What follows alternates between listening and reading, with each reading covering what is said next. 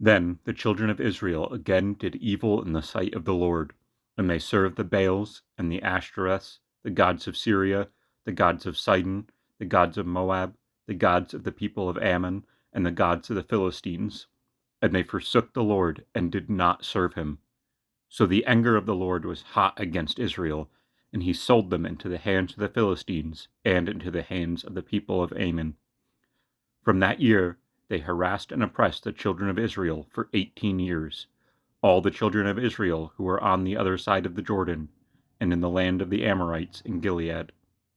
Moreover, the people of Ammon crossed over the Jordan to fight against Judah also, against Benjamin and against the house of Ephraim, so that Israel was severely distressed.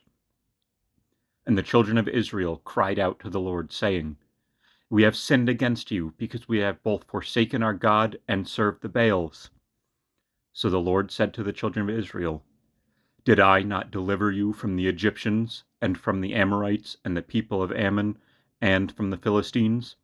Also the Sidonians, and the Amalekites, and the Maonites oppressed you, and you cried out to me, and I delivered you from their hands. Yet you have forsaken me, and served other gods. Therefore I will deliver you no more.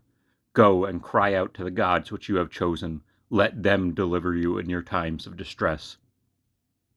And the children of Israel said to the Lord, We have sinned. Do to us whatever seems best to you. Only deliver us this day, we pray. So they put away the foreign gods from among them and served the Lord. And his soul could no longer endure the misery of Israel.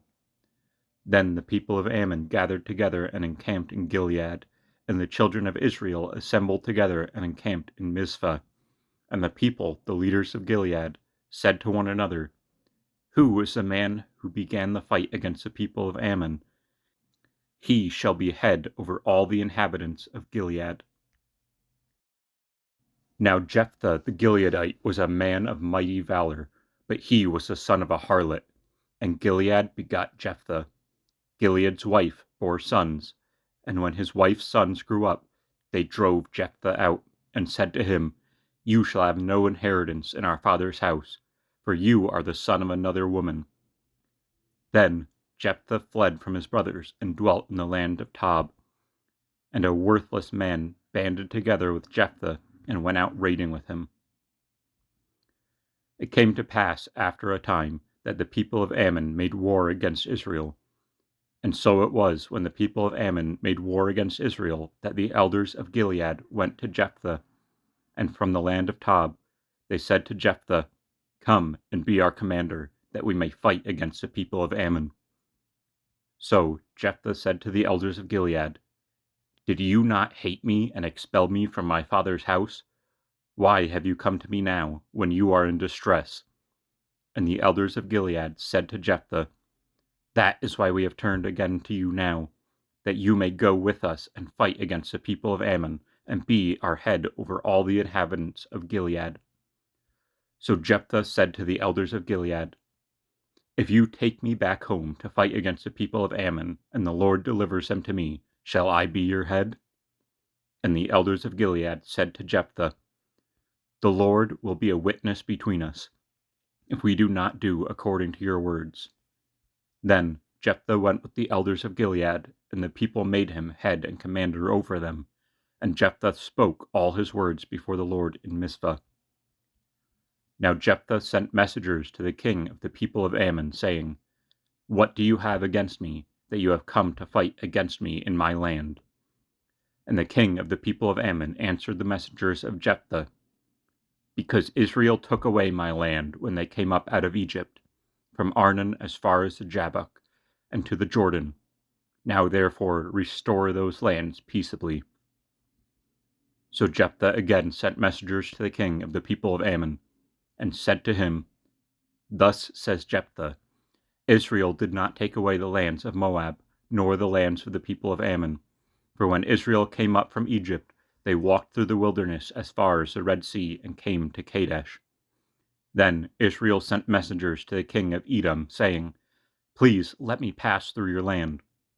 But the king of Edom would not heed. And in a like manner they sent to the king of Moab, but he would not consent, So Israel remained in Kadesh.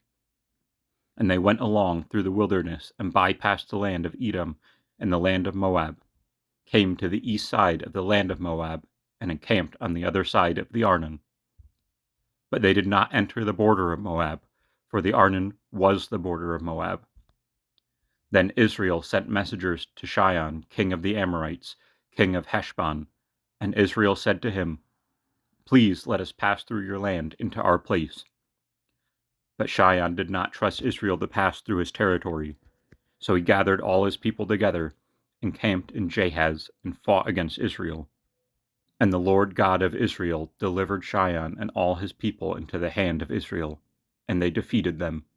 Thus Israel gained possession of all the land of the Amorites, who inhabited that country. They took possession of all the territory of the Amorites, from the Arnon to the Jabbok, from the wilderness to the Jordan. And now the Lord God of Israel has dispossessed the Amorites from before his people Israel. Should you then possess it? Will you not possess whatever Chemosh your God gives you to possess? So whatever the Lord our God takes possession of before us, we will possess. And now, are you any better than Balak, the son of Zippor, king of Moab? Did he ever strive against Israel? Did he ever fight against them? While Israel dwelt in Heshbon and its villages, in Arar its villages, and in all the cities among the banks of the Arnon, for 300 years, why did you not recover them within that time?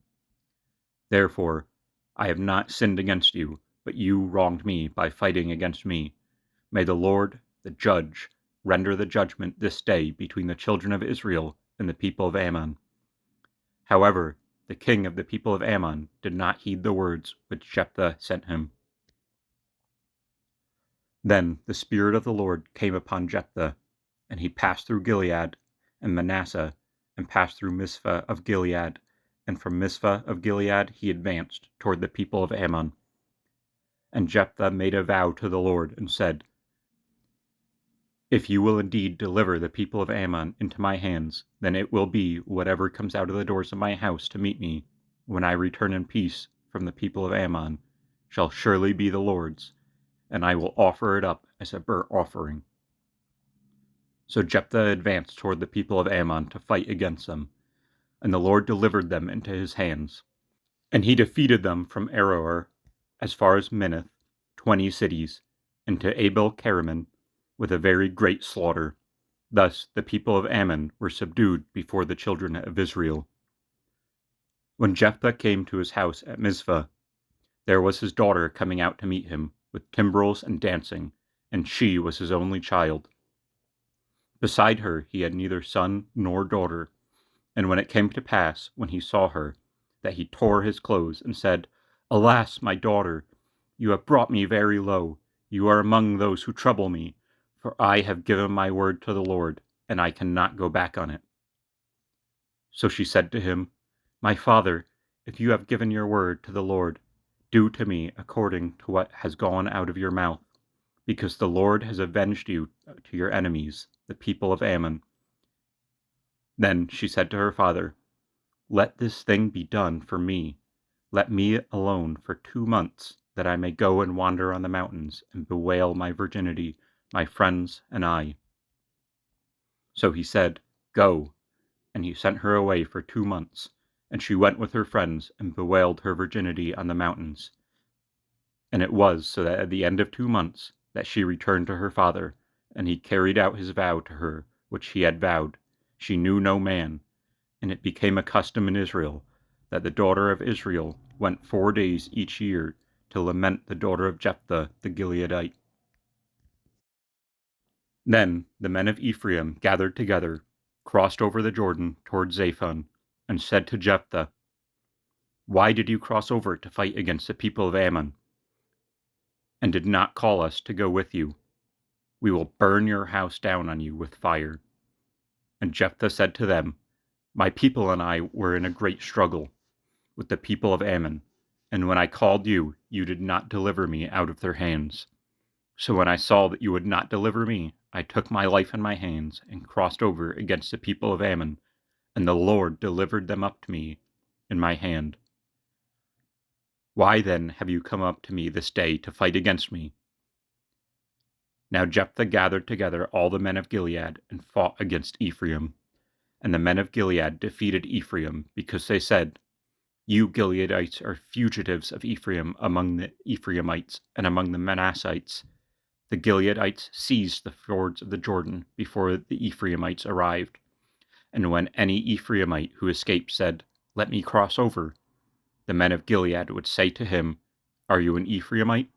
If he said no, they would say to him, "Then say, Shibboleth." And he would say, "Sibboleth," for he could not pronounce it right.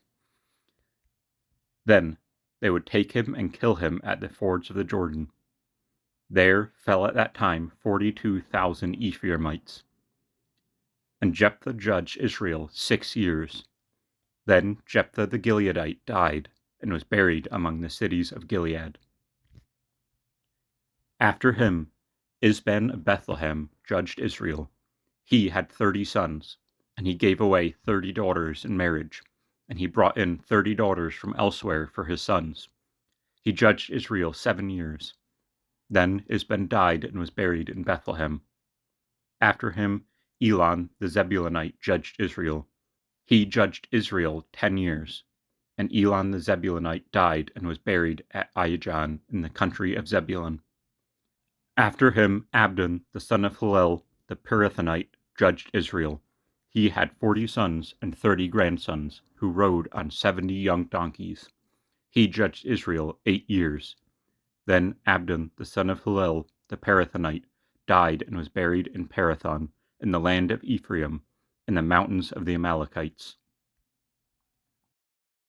Again the children of Israel did evil in the sight of the Lord, and the Lord delivered them into the hands of the Philistines for 40 years.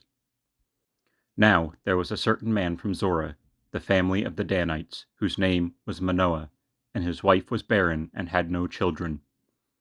And the angel of the Lord appeared to the woman and said to her, "Indeed, now you are barren and have borne no children, but you shall conceive and bear a son. Now therefore, please be careful not to drink wine or similar drink, and not to eat anything unclean. For behold, you shall conceive and bear a son, and no razor shall come upon his head, for the child shall be a Nazarite to God from the womb, and he shall begin to deliver Israel out of the hands of the Philistines." So the woman came and told her husband, saying, "A man of God came to me, and his countenance was like the countenance of the angel of God, very awesome. But I did not ask him where he was from, and he did not tell me his name. And he said to me, Behold, you shall conceive and bear a son. Now drink no wine or similar drink, nor eat anything unclean, for the child shall be a Nazarite to God from the womb, to the day of his death." Then Manoah prayed to the Lord and said, "O my Lord, please let the man of God whom you sent come again to us, and teach us what we shall do for the child who will be born." And God listened to the voice of Manoah, and the angel came again to the woman, again as she was sitting in the field, but Manoah her husband was not with her. Then the woman ran in haste and told her husband, and said to him, "Look, the man who came the other day has now just appeared to me." So Manoah rose, followed his wife, and came to the man. He said to him, "Are you the man who spoke to this woman?" And he said, "I am." Manoah said, "Now let your words come to pass. What will be the boy's rule of life and his work?" So the angel of the Lord said to Manoah, "Of all that I had said to the woman, let her be careful. She may not eat anything that comes from the vine, nor may she drink wine or similar drink, nor eat anything unclean. All that I commanded her, let her observe." Then Manoah said to the angel of the Lord, "Please let us detain you, and we will prepare a young goat for you." And the angel of the Lord said to Manoah, "Though you detain me, I will not eat your food, but if you offer a burnt offering, you must offer it to the Lord." For Manoah did not know that he was an angel of the Lord. Then Manoah said to the angel of the Lord, "What is your name, that when your words come to pass, we may honor you?" And the angel of the Lord said to him, "Why do you ask my name? seeing it is wonderful? So Manoah took the young goat with the grain offering and offered it upon the rock of the Lord. And he did a wondrous thing while Manoah and his wife looked on. It happened, as a flame went up toward heaven from the altar, the angel of the Lord ascended into the flame of the altar. Then Manoah and his wife saw this. They fell on their faces to the ground.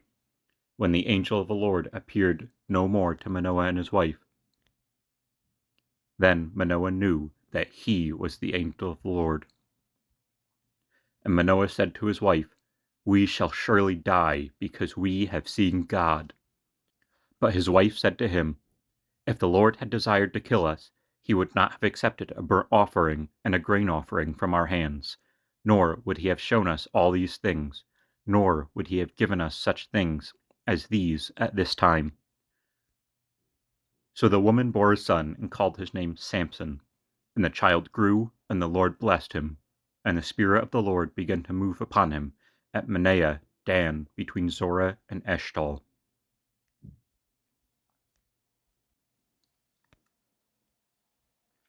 Now Samson went down to Timnah, and saw a woman in Timnah as the daughter of the Philistines. So he went up and told his father and mother, saying, "I have seen a woman in Timnah, and of the daughter of the Philistines. Now, therefore, get her for me as a wife." Then his father and mother said to him, "Is there no woman among the daughters of your brethren, or among all my people, that you must go get a wife from the uncircumcised Philistines?" And Samson said to his father, "Get her for me, for she pleases me well." But his father and mother did not know that it was of the Lord, that he was seeking an occasion to move against the Philistines, for at this time the Philistine had dominion over Israel. So Samson went down to Timnah and his father and mother, and came to the vineyards of Timnah. Now to his surprise a young lion came roaring against him, and the Spirit of the Lord came mightily upon him, and he tore the lion apart as one would have torn apart a young goat, though he had nothing in his hand. But he did not tell his father or his mother what he had done. Then he went down and talked with the woman, and she pleased Samson well. After some time, when he returned to get her, he turned aside to see the carcass of the lion. And behold, a swarm of bees and honey were in the carcass of the lion. He took some of it in his hand, and went along, eating. When he came to his father and mother, he gave some to them, and they also ate. But he did not tell them that he had taken the honey out of the carcass of the lion. So his father went down to the woman, and Samson gave a feast there, for young men used to do so. And it happened, when they saw him, that they brought 30 companions to be with him. Then Samson said to them, "Let me pose a riddle to you. If you can correctly solve and explain to me within the 7 days of the feast, then I will give you 30 linen garments and 30 changes of clothing. But if you cannot explain it to me, then you shall give me 30 linen garments and 30 changes of clothing." And they said to him, "Pose your riddle, that we may hear it." So he said to them, "Out of the eater came something to eat, and out of the strong came something sweet." Now for 3 days they could not explain the riddle. But it came to pass on the 7th day that they said to Samson's wife, "Entice your husband, that he may explain the riddle to us, or else we will burn you and your father's house with fire. Have you invited us in order to take what is ours? Is that not so?" Then Samson's wife wept on him and said, "You only hate me, you do not love me. You have posed a riddle to the sons of my people, but you have not explained it to me." And he said to her, "Look, I have not explained it to my father or my mother, so should I explain it to you?" Now she had wept on him 7 days while their feast lasted, and it happened on the 7th day that he told her, because she pressed him so much. Then she explained the riddle to the sons of her people. So the men of the city said to him on the 7th day before the sun went down, "What is sweeter than honey, and what is stronger than a lion?" And he said to them, "If you have not plowed with my heifer, you would not have solved my riddle. Then the Spirit of the Lord came upon him mightily, and he went down to Ashkelon and killed 30 of their men, took their apparel, and gave the changes of clothing to those who had explained the riddle. So his anger was aroused, and he went back up to his father's house. And Samson's wife was given to his companion, who had been his best man. After a while, in the time of the wheat harvest, it happened that Samson visited his wife with a young goat, and he said, "Let me go into my wife, into her room." But her father would not permit him to go in. Her father said, "I really thought that you had thoroughly hated her, therefore I gave her to your companion. Is not her younger sister better than she? Please take her instead." And Samson said to them, "This time I shall be blameless regarding the Philistines if I harm them." Then Samson went and caught 300 foxes, and took torches, turned the foxes' tail to tail, and put a torch between each pair of tails. When he had set the torches on fire, he let the foxes go into the standing grain of the Philistines, and burned up both the stalks and the standing grain, as well as the vineyards and the olive groves. Then the Philistines said, "Who has done this?" And they answered, "Samson, the son-in-law of the Timnite, because he has taken his wife and given her to his companion." So the Philistines came up and burned her and her father with fire. Samson said to them, "Since you would do a thing like this, I will surely take revenge on you, and after that I will cease." So he attacked them hip and thigh with great slaughter, and he went down and dwelt in the cleft of the rock of Ephraim. Now the Philistines went up, encamped in Judah, and deployed themselves against Lehi. And the men of Judah said, "Why have you come up against us?" So they answered, "We have come up to arrest Samson, to do to him as he has done to us." Then 3,000 men of Judah went down to the cleft of the rock of Etam, and said to Samson, "Do you not know what the Philistine rules over us? What is this that you have done to us?"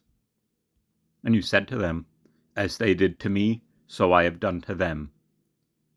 But they said to him, "We have come down to arrest you, that we may deliver you into the hands of the Philistines."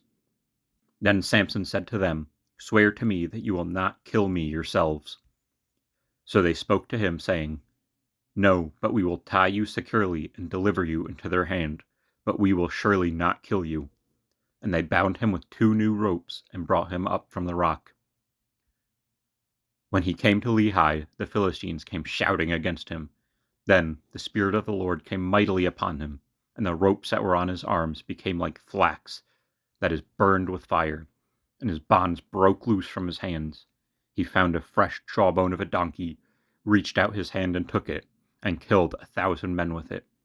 Then Samson said, "With the jawbone of a donkey, heads upon heaps. With the jawbone of a donkey, I have slain 1,000 men." And so it was, when he had finished speaking, that he threw the jawbone from his hand, and called that place Ramath Lehi. Then he became very thirsty, so he cried out to the Lord and said, "You have given this great deliverance by the hand of your servant, and now shall I die of thirst and fall into the hand of the uncircumcised?" So God split the hollow place that is in Lehi, and water came out, and he drank, and his spirit was returned, and he revived. Therefore he called its name En-Hakkore, which is in Lehi to this day. And he judged Israel 20 years in the lands of the Philistines. Now Samson went to Gaza and saw a harlot there, and went into her. When the Gazites were told, "Samson has come here," they surrounded the place and lay in wait for him at night at the gate of the city. They were quiet all night, saying, "In the morning, when it is daylight, we will kill him." And Samson lay low till midnight.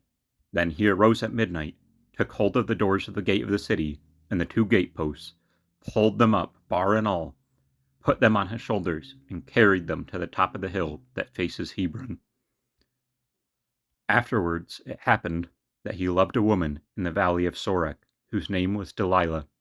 And the lords of the Philistines came up to her and said to her, entice him, and find out where his great strength lies, and by what means we may overpower him, that we may bind him to afflict him. And every one of us will give you 1,100 pieces of silver." So Delilah said to Samson, "Please tell me where your great strength lies, and with what you may be bound to afflict you." And Samson said to her, "If they bind me with 7 fresh bowstrings, not yet dried, then I shall become weak, and be like any other man." So the lords of the Philistines brought up to her 7 fresh bowstrings, not yet dried, and she bound him with them. Now men were lying in wait, staying with her in the room. And she said to him, "The Philistines are upon you, Samson." But he broke the bowstrings, as strands of yarn breaks when it touches fire. So the secret of his strength was not known. Then Delilah said to Samson, "Look, you have mocked me and told me lies. Now please tell me what you may be bound with." So he said to her, "If they bind me securely with new ropes that have never been used, then I shall become weak and be like any other man." Therefore Delilah took new ropes and bound him with them, and said to him, "The Philistines are upon you, Samson," and the men were laying in wait, staying in the room. But he broke them off his arms like thread. Delilah said to Samson, "Until now you have mocked me and told me lies. Tell me what you may be bound with." And he said to her, "If you weave the 7 locks of my head into the web of a loom." So she wove it tightly with the batten of a loom, and said to him, "The Philistines are upon you, Samson." But he awoke from his sleep, and pulled the batten out from the web of the loom. And she said to him, "How can you say I love you when your heart is not with me? You have mocked me these 3 times, and have not told me where your great strength lies." And it came to pass, when she pestered him daily with her words and pressed him, so his soul was vexed to death, that he told her all his heart, and said to her, "No razor has ever come upon my head, for I have been a Nazarite to God from my mother's womb. If I am shaven, then my strength will leave me, and I shall become weak, and be like any other man." When Delilah saw that he had told her with all his heart, she sent and called for the lords of the Philistines, saying, "Come up once more, for he has told me all his heart." So the lords of the Philistines came up to her, and brought the money in their hand. Then she lulled him to sleep on her knees, and called for a man, and had him shave off the 7 locks of his head. Then she began to torment him, and his strength left him. And she said, "The Philistines are upon you, Samson." So he awoke from his sleep, and said, "I will go out as before at other times, and shake myself free." But he did not know that the Lord had departed from him. Then the Philistines took him, and put out his eyes. They brought him down to Gaza. They bound him with bronze fetters, and he became a grinder in the prison. However, the hair of his head began to grow again after it had been shaven. Now the lords of the Philistines gathered together to offer a great sacrifice to Dagon their god, and to rejoice. And they said, "Our God has delivered into our hands Samson our enemy." When the people saw him, they praised their God, for they said, "Our God has delivered into our hands our enemy, the destroyer of our land, and the one who multiplied our dead." So it happened, when their hearts were merry, that they said, "Call for Samson, that he may perform for us." So they called for Samson from the prison, and he performed for them, and they stationed him between the pillars. Then Samson said to the lad who had held him by the hand, "Let me feel the pillars which support the temple, so that I can lean on them." Now the temple was full of men and women. All the lords of the Philistines were there, about 3,000 men and women, on the roof watching while Samson performed. Then Samson called out to the Lord, saying, "O Lord God, remember me, I pray. Strengthen me, I pray, just this once, O God, that I may with one blow take vengeance on the Philistines for my 2 eyes." And Samson took hold of the 2 middle pillars which supported the temple, and he braced himself against them, one on his right hand, the other on his left. Then Samson said, "Let me die with the Philistines." And he pushed with all his might, and the temple fell on the lords, and all the people who were in it. So the dead that he killed at his death were more than he had killed in his life. And his brothers and all his father's household came down and took him, and brought him up and buried him between Zorah and Eshtaol, in the tomb of his father Manoah. He had judged Israel 20 years.